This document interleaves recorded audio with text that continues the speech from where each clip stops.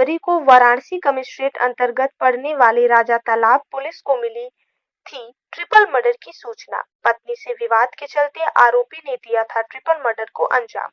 अपर police आयुक्त संतोष सिंह ने press conference के माध्यम से किया घटना का खुलासा।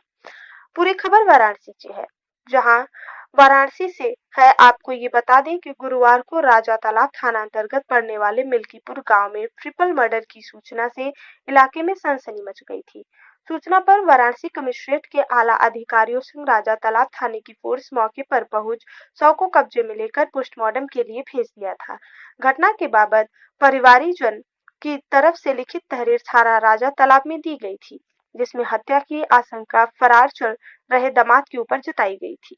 वाराणसी कमिश्नरेट पुलिस धरातली तथ्यों तथा सर्विलांस आदि के माध्यम से फरार चल रहे आरोपी को गिरफ्तार कर लिया है। अपर पुलिस आयुक्त ने बताया कि पति का अपनी पत्नी से काफी दिनों से विवाद चल रहा था। एक मिनट बताइएगा, ओके बोलिएगा, चलिए रोल करिए। देखिए, दिनांक 12 जनवरी को थाना राजा तालाब के मिल्कीपुर गांव में एक सनसनीखेज ट्रिपल मर्डर केस हुआ था, जिसमें 3 शव एक घर के अंदर मिले थे। मृतका में रानी गुप्ता थी, वाइफ ऑफ भोला गुप्ता। इनकी उम्र लगभग 50 वर्ष थी। इनकी बेटी श्रीमती पूजा गुप्ता, वाइफ ऑफ अरविंद गुप्ता, और इसकी उम्र लगभग 30 वर्ष थी। इसका शव था। तीसरा मोहन गुप्ता, जो रानी गुप्ता का बेटा था, लगभग 22-23 साल का था। ये तीनों शव एक घर के अंदर मिले थे और इसका सफल अनावरण आज किया गया है। इस घटना का इकलौता अभियुक्त अरविंद, जो मृतका पूजा गुप्ता का पति है, ये गिरफ्तार किया गया है और इसकी गिरफ्तारी के साथ ही अभियोग का अनावरण हुआ है। घटनाक्रम कुछ इस तरह से है कि रानी गुप्ता, जो 50 वर्षीय महिला थी, इनके पति भोला गुप्ता का दाम्पत्य विवाद बहुत पहले से चल रहा था।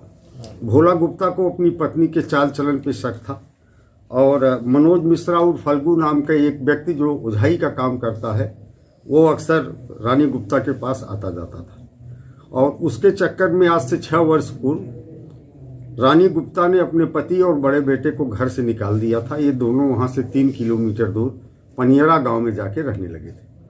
रानी गुप्ता अपने छोटे बेटे मोहन गुप्ता के साथ रहती थी और पिछले 1 साल से उनकी बेटी पूजा गुप्ता भी, जो अक्सर अपने मायके में लड़ती झगड़ती रहती थी ससुराल में, वह वापस आके मायके रहने लगी थी। घटना से लगभग 15 दिन पहले कुछ रिश्तेदारों की पंचायत के आधार पर वो ससुराल गई, लेकिन 15 दिनों में ही जो छानबीन से पता चला, उसने घर के माहौल को ऐसा कर दिया कि 9 तारीख को सुबह अब उसके तीनों बच्चों के साथ पति अरविंद गुप्ता का भाई और इनका एक जीजा, ये लोग उसको लेकर के उसके मायके पहुंचाने आए। वहां पर उसके भाई और जीजा पहुंचा के वापस चले गए।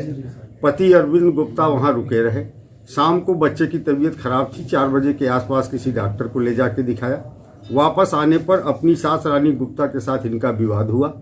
विवाद के क्रम में इन्होंने एक बांस का टुकड़ा जो सामने पड़ा हुआ है, इसी से रानी गुप्ता के ऊपर प्रहार किया, तो इनकी पत्नी हंसुआ लेकर के अंदर से दौड़ी। इन्हें लगा कि वो इन्हें मार देगी, तो इन्होंने पत्नी पर भी उसी बांस से प्रहार किया और घायल होकर गिर पड़ी। इनका साला मोहन गुप्ता घर के बाहर मोबाइल पर किसी से बात कर रहा था। शोर सुन करके अंदर आया और कुर्सी उठा करके इनके ऊपर झुका।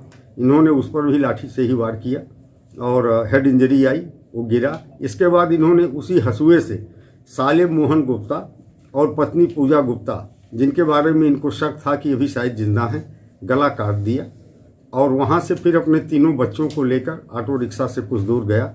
अपने भाई को फ़ोन करके बुलाया और बच्चों को उसको सुपुर्द करके लापता हो गया। लगातार हमारी टीम प्रयास कर रही थी।